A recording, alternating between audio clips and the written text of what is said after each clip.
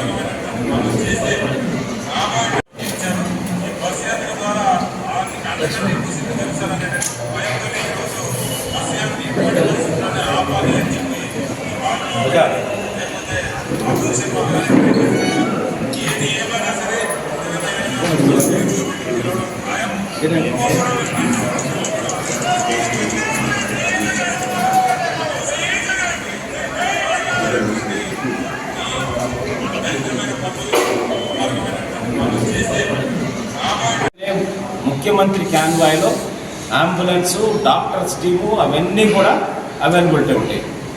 ఆ అంబులెన్స్లోకి కానీ లేకపోతే ఫస్ట్ ఎయిడ్కి కానీ ఎమర్జెన్సీకి వెళ్లకుండా ప్రభుత్వ ఆసుపత్రికి తీసుకెళ్ళారు. గంటన్నర సేపు ఎందుకు అక్కడే ఉంచి హైడ్రామా నడిపారు అంటే జనాల్లో సింపతి క్రియేట్ చేయడం కోసం.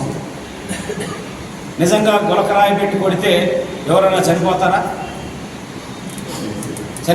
నిజంగా దాడి చేసి చంపాలనుకున్నటువంటి వ్యక్తులు ఎవరన్నా అటువంటి పనులు చేస్తారా? చంద్రబాబు నాయుడు గారి మీద లేకపోతే ప్రతిపక్షాల మీద ఊరకే ఏదో ఒకటి మాట్లాడటానికి తప్పిస్తే ఇంతకన్నా దారుణమైన అవాస్తవాలు లేవని తెలియజేస్తున్నాం. అలాగే ఎర్రగొండపాలెంలో చంద్రబాబు నాయుడు గారి మీద వైఎస్ఆర్సీపీ మోకలు దాడి చేసినాయి. గురకరాలతో కాదు, ఇంతింత బండరాలు. నేను ప్రత్యక్ష సాక్షిని, నేనున్నాను. సార్ క్యాన్వాయ్లో చంద్రబాబు నాయుడు గారితో పాటు నేనున్నా. రాళ్ళు గులకరాళ్ళు ఇంతింత రాళ్ళు పెట్టి విసిరేస్తుంటే జెడ్+లో ఉన్నాడు. వెంటనే వాళ్ళు ఆ సెక్యూరిటీ షీట్స్ తీసేసి సార్ చుట్టూ అడ్డం పెట్టేసి ఆ రాళ్ళు తగలకుండా ఇచ్చేస్తే చీఫ్ సెక్యూరిటీ ఆఫీసర్కి తల పగిలి రక్తం వచ్చింది. ఎన్ఎస్జీ కమాండర్ చీఫ్ కమాండర్ కూడా తల పగిలి 6-7 కుట్లు పట్టి విపరీతంగా రక్తం గారిపోయి అంతా జరిగింది. వాళ్ళు సార్ చుట్టూ నిలబడి చంద్రబాబు గారికి ఏమి కాకుండా చూసే ప్రయత్నంలో వాళ్ళు గాయపడ్డారు. పొరపాటున షీట్లు పెట్టకపోతే ఆ తల పగలటాలు అట్లాంటివన్నీ చంద్రబాబు నాయుడు గారికి జరిగి ఉండేది. మరి ముఖ్యమంత్రి గారి ముందు దాడి జరిగేటప్పుడు చుట్టూ ఉండేటటువంటి ఆయన కూడా జెడ్+లో ఉన్నాడు, సెక్యూరిటీలో ఉన్నారు. మరి వాళ్ళ కమాండోలు ఏం చేస్తున్నారు? లేకపోతే దాని చుట్టూ ఎందుకు ఆ సెక్యూరిటీ మెజర్మెంట్స్ ఎందుకు తీసుకోలేదు? ఇవన్నీ మన కళ్ళకు కట్టినట్టు కనపడుతున్నది. ఇదొక పెద్ద డ్రామాకి వైఎస్ఆర్సీపీ పార్టీ సింపతి అనేది గెయిన్ చేయడం కోసం ఈ విధంగా ప్రయత్నం చేశారు. ఆ రోజు వైఎస్ వివేకానంద రెడ్డి గారిని చంపినప్పుడు కూడా ఫస్ట్ మీడియా మిత్రులందరికీ తెలుసు, రాష్ట్ర ప్రజలందరూ కూడా చూశారు. ఫస్ట్ ఏమన్నారు, జీసారెడ్డి గారు వచ్చి గుండెపోటుతో చనిపోయారు. తర్వాత బాత్రూంలో జారిపడి తలపై కబోర్డు కొట్టుకొని చనిపోయారు.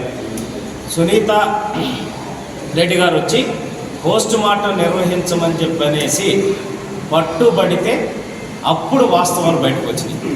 లేకపోతే అన్నీ కుట్లేసేసి నీట్గా మొత్తం ఆయన డెడ్ బాడీని మొత్తాన్ని నీట్గా దుప్పట్లు అవి పెట్టి చుట్టేసి అట్లాగే కార్యక్రమం ముగించాలని ప్రయత్నం చేశారు. కానీ సునీతారెడ్డి గారు పట్టుబట్టడం వల్ల ఆ రోజు పోస్ట్ మార్టం చేయటం వల్ల మనకి వాస్తవాలు బయటకు వచ్చినాయి. జగన్మోహన్ రెడ్డి గారు వాళ్ళ నాయకులు అందరూ కూడా వచ్చారు. నిన్న విజయవాడలో జరిగిన సంఘటన, గత ఎలక్షన్లో కోడికత్తి డ్రామా ఎలా జరిగిందో అలాగే ఈరోజు గులకరాయి డ్రామా. నిజంగా ముఖ్యమంత్రి పర్యటన అంటే భద్రత ఏ విధంగా ఉంటుంది, ఎన్ని అంచెల భద్రత ఉంటుంది, ఎటువంటి సెక్యూరిటీ మెజర్మెంట్స్ తీసుకుంటారు, ప్రతి ఒక్కటి ప్రోటోకాల్ ఏ విధంగా పాటిస్తారనేది మనందరికీ తెలుసు. అటువంటిది ముఖ్యమంత్రి గారి మీద ఆ గులకరాయితో దాడి జరిగితే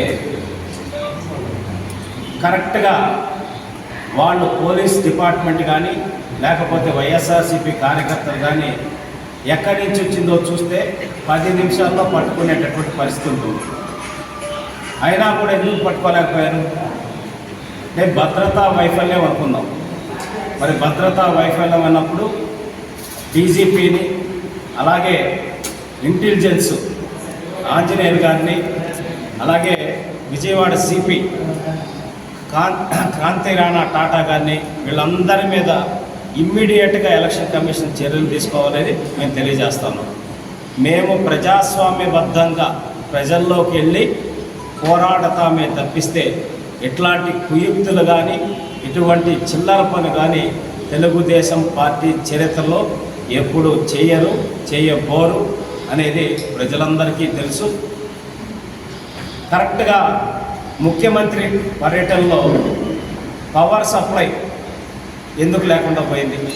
ఖచ్చితంగా ముఖ్యమంత్రి పర్యటన ఉందంటే దానికి సంబంధించినటువంటి విద్యుత్ అధికారులందరూ కూడా కంప్లీట్గా మరీ ఏదన్నా పెద్ద ఉపద్రవం వస్తే తప్పిస్తే పవర్ సప్లై కానీ ఏది ఇబ్బంది లేకుండా చూసుకునేటటువంటి పరిస్థితి ఎప్పుడూ ఉంటాయి.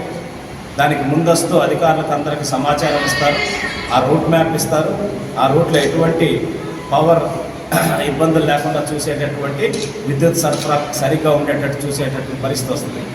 మరి ఎందుకు అన్నిసార్లు పవర్ కట్ చేశారు? ఇవన్నీ ఒక్కొక్కటి సీక్వెన్స్ చూస్తే మనకు అర్థమవుతూ ఉంది. మీడియా మిత్రులందరికీ నమస్కారం. మొదటగా ఈరోజు భారతరత్న భారత రాజ్యాంగాన్ని రచించిన మహనీయుడు డాక్టర్ బిఆర్ అంబేద్కర్ గారి 134వ జయంతిని ఘనంగా జరుపుకోవడం జరిగింది. ఈ సందర్భంగా ఆ మహనీయునికి తెలుగుదేశం పార్టీ తరఫున ఘన నివాళులు తెలుగుదేశం పార్టీ కార్యాలయంలో ఏర్పాటు చేయడం జరిగింది. ఆయన ఇచ్చిన స్ఫూర్తిని, ఆయన రాజ్యాంగాన్ని పాటిస్తూ తెలుగుదేశం పార్టీ బడుగు బలహీన వర్గాల కోసం ఏ విధంగా కృషి చేస్తుందో గత 42 సంవత్సరాలుగా మనం అందరం చూస్తూనే ఉన్నాం. అయితే ఈరోజు రాష్ట్రంలో రాజ్యాంగం అనేది బిఆర్ అంబేద్కర్ గారు రాసిన రాజ్యాంగం కాకుండా జగన్మోహన్ రెడ్డి గారు రాజ్యాంగం ఏ విధంగా అమలు చేశారో 2019 నుంచి ఇప్పటి వరకు అంటే ఈ 5 సంవత్సరాల కాలంలో జగన్మోహన్ రెడ్డి గారి రాజ్యాంగాన్ని మన రాష్ట్రంలో ఏ విధంగా అమలుపరిచారో, ఏ విధంగా అరాచకాలు చేశారు, ఏ విధంగా అవినీతి చేశారు, ఏ విధంగా ప్రజలను దోచుకున్నారు అన్నీ కూడా మనం చూస్తూ వచ్చాం.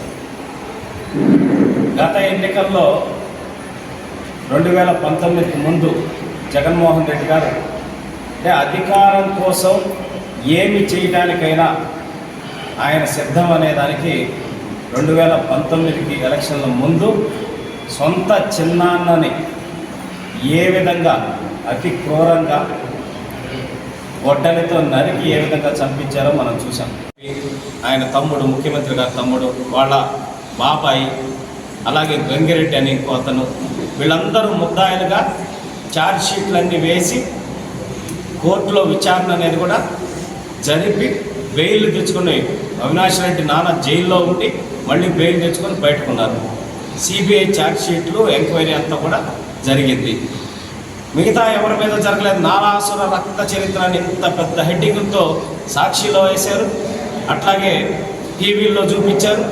చంద్రబాబు రక్తదాహం అది ఇదని చెప్పేసి విపరీతంగా ప్రచారం చేశారు. మరి సిబిఐ ఎందుకు నీ తమ్ముడిని అరెస్ట్ చేసింది, నీ బాబాయిని అరెస్ట్ చేసింది, నీ అనుచరులను ఎందుకు అరెస్ట్ చేసింది? ఇవన్నీ కూడా అంటే వాస్తవాలు ఏంటనేది ప్రజలకు కొంచెం ఆలస్యం అవ్వచ్చు, బట్ ఖచ్చితంగా ప్రజలు తెలుసుకునేటటువంటి పరిస్థితి, సమాజం తెలుసుకునేటటువంటి పరిస్థితి ఉంటుంది అనేదానికి ఇంతకన్నా ఉదాహరణ లేదు. మీలాంటి హత్యా రాజకీయాలు చంద్రబాబు నాయుడు గారికి కానీ తెలుగుదేశం పార్టీ కానీ చేసేటటువంటి పరిస్థితి ఏ రోజు లేదు. మా నాయకులు వేల మందిని పొట్టన పెట్టుకున్న చరిత్ర మీ పార్టీది.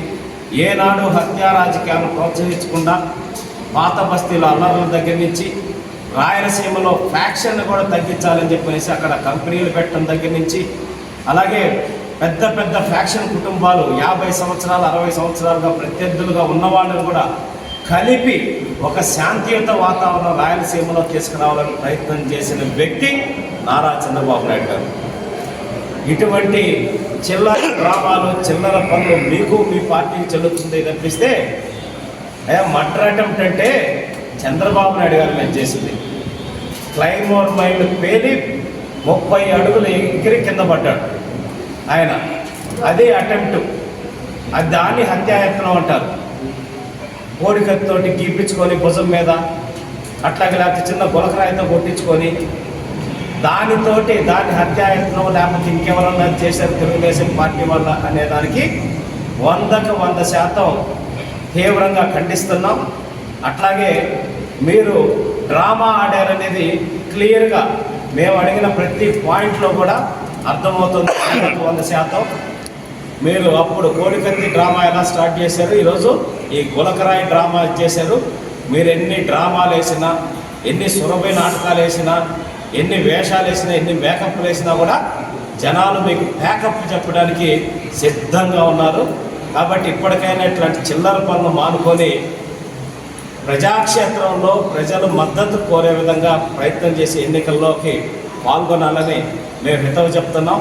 అట్లాగే ఈరోజు ఇక్కడ భరత్ గారు, మాజీ జడ్పీ చైర్మన్ సుబ్రహ్మణ్య రెడ్డి గారు, వీళ్ళందరూ ఈరోజు నిరసన కార్యక్రమం చేశారు. నేను అది ఇప్పుడే మీడియాలో చూశాను.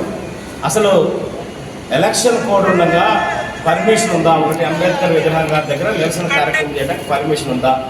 నేను కుప్పం ఆర్టీఓ ఆర్ఓ గారిని కూడా మీడియా సాక్షిగా ప్రశ్నిస్తూ ఉన్నాను. వాళ్ళు ఏమైనా పర్మిషన్ తీసుకున్నారా? అలాగే ప్రతిపక్ష పార్టీల మీద ఆ విధంగా చంద్రబాబు గారి మీద ఆ విధంగా నిరసన కార్యక్రమం తెలిపేదానికి ఏ విధంగా ఎలక్షన్ కమిషన్ రూల్స్ ఒప్పుకుంటున్నాయి, వీటన్నిటి మీద కూడా ఇమ్మిస్తున్నాం. అట్లాగే భరత్ గారికి కూడా చెప్తున్నాం, తమ్ముడు భరత్, హత్యా రాజకీయాలు లేకపోతే గొడవలు, కొట్లాట్లు, కొట్టటాలు, కేసులు అటువంటి చరిత్ర మీది. ఎందుకంటే కుప్పం నియోజకవర్గంలో నేను ఇప్పుడు కూడా సవాల్ విసురుతున్నా. 2019కి ముందు చంద్రబాబు నాయుడు గారు ముఖ్యమంత్రికి ఉన్నప్పుడు ఎన్ని కేసులు ఉన్నాయి పోలీస్ స్టేషన్లో డేటా తీద్దాం. 2019 నుంచి ఈరోజు 24 వరకు మీ ప్రభుత్వం అధికారంలోకి వచ్చిన తర్వాత ఎన్ని కేసులు రిజిస్టర్ అయినాయో కూడా ఒకసారి డేటా తీస్తే ఎవరిది అరాచకమో ఎవరిది అక్రమమో అనేది డేటాతో సహా తేలిపోతుందని తెలియజేస్తున్నాను. కావాల్సింటే ఆ సవాల్ స్వీకరించేది మీకు దమ్ము ఉంటే పోలీస్ స్టేషన్లో ఎస్పీ గారికి లెటర్ పెట్టి డేటా తీసుకొని మాట్లాడాలని చెప్పి తెలియజేస్తా ఉన్నా. మీలాంటి ప్రశాంతమైన కుప్పాన్ని చంద్రబాబు నాయుడు గారు కోరుకున్నారు. పోలీస్ స్టేషన్లు కానీ లేకపోతే కోర్టులతో కానీ పని లేనటువంటి జీవితం అనేది ప్రజలకు ఉండాలి అని చెప్పనేసి ఎప్పుడు చంద్రబాబు నాయుడు గారు చెప్పేవాళ్ళు. ఇదే సిద్ధాంతాన్ని తెలుగుదేశం పార్టీ నాయకులు కూడా పాటిస్తూ వస్తున్నారు. మీలాగా ఈరోజు దౌర్జన్యాలు చేసి గంజాయి తీసుకొచ్చి యువతకి వాటి గంజాయిని అలవాటు చేసి వాళ్ళ ద్వారా దాడులు చేయించి అటువంటి సంస్కృతికి తెలుగుదేశం పార్టీ ఎప్పుడు ఎంకరేజ్ చేయదు. మొన్న వచ్చినప్పుడు కూడా చెప్పారు చంద్రబాబు నాయుడు గారి బహిరంగ సభలో, రౌడీయిజాన్ని ఉక్కు పాదంతో తొక్కేస్తాను ఇక్కడ కుప్పం నియోజకవర్గంలో అని చెప్పేసి. మా పార్టీ వాళ్ళు ఎవరన్నా రౌడీజం చేయాలన్నా కూడా సహించేది లేదని కూడా ఆయన చెప్పడం జరిగింది. అది చంద్రబాబు నాయుడు గారు అంటే. కాబట్టి ఇప్పటికైనా అనవసరమైన అసత్యమైన ప్రచారాలు మాటలు మానుకోవాలని తమ్ముడు భరత్కి నేను హితవు చెప్తున్నాను. వైఎస్ఆర్సీపీ శ్రేణులు, పార్టీ నాయకులు, మేము బటన్ నొక్కాం, డబ్బులు వేసాం, మాకు ప్రజాదరణ ఉందని చెప్తున్నారు కదా. ఎన్నికలు సజావుగా జరిగేటటువంటి వాతావరణంలో, ప్రశాంతకరమైన వాతావరణంలో ఎన్నికలు జరుపుకుందాం. మీ ప్రచారం మీరు చేసుకోండి, మా ప్రచారం మేము చేసుకుంటాం. ప్రజలు ఎవరిని గెలిపిస్తారో, ఎవరిని వాళ్ళు కావాలనుకుంటారో మే 13 ఎన్నికలు జరుగుతాయి.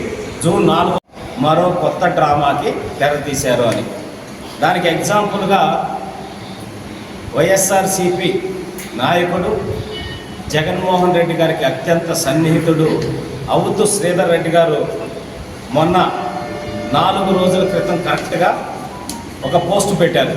ఆయన 4 రోజుల్లో రాష్ట్రంలో సంచలనమైన ఇది జరగబోతున్నాయి, ఘాట్ సంఘటనలు జరిగే అవకాశం ఉందని చెప్పేసి పోస్ట్ పెట్టాడు ఆయన 4 రోజుల క్రితం.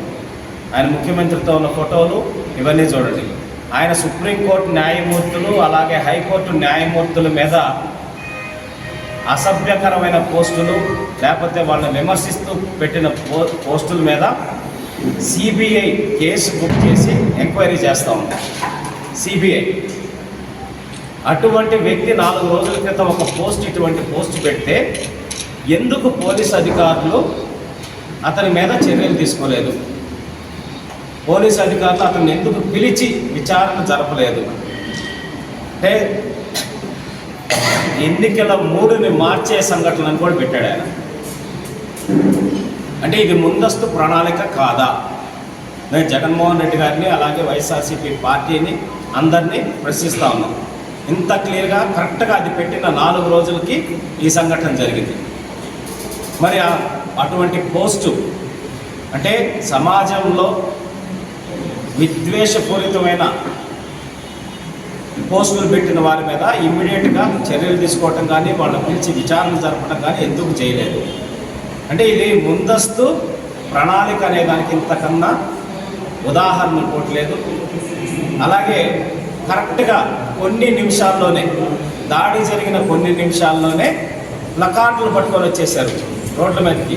ప్లకార్డు అంటే ఏదో చేతితో రాసుకొని వచ్చారు, సరే అప్పటికప్పుడు రాసుకొని వచ్చారేమో అనుకోవచ్చు. కాదు, నీట్గా డిజైన్ చేసి ప్రింటెడ్ మోడ్లో మంచి డిజిటల్ ప్లకార్డ్స్ డిజైనింగ్ అంతా పెట్టేసి ఇచ్చేశారు. ఎవరైనా అన్ఎక్స్పెక్టెడ్ సంఘటన జరిగినప్పుడు ఇలాంటి ప్లకార్డ్స్ ఎవరైనా అరేంజ్ చేయగలరా? నిమిషాల్లో అరేంజ్ చేయగలరా? కరెక్ట్గా కొద్ది నిమిషాల్లోనే మంచి డిజైన్ చేసి చంద్రబాబు నాయుడు గారి ఫోటో పెట్టి వచ్చి నిరసన కూర్చున్నారు. అంటే ఇంతకన్నా ఉదాహరణ ఈ 2 ఉదాహరణలు చాలు. ఇది పెద్ద ఎలక్షన్ల ముందు సింపతి డ్రామాకి అప్పుడు కోడికత్తి డ్రామా ఏ విధంగా చేశారో అదే విధంగా ఈరోజు ప్రీ ప్లాన్డ్గా మళ్ళీ జగన్మోహన్ రెడ్డి సభలకి బస్సు యాత్రలకు కానీ సభలకు కానీ పబ్లిక్ జనం రావట్లేదు, మనకి ఆదరణ కరువైంది, మనల్ని ఇంటికి పంపడానికి ప్రజలు సిద్ధమయ్యారని చెప్పనేసి